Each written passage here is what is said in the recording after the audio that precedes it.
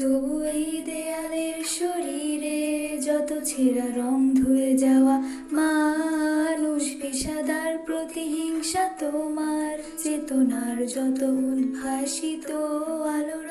আকাশের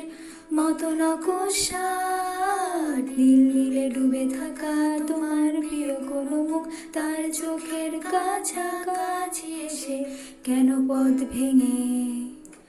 দুটো মানচিত্র এঁকে দুটো দেশের মাঝে বিধে আছে।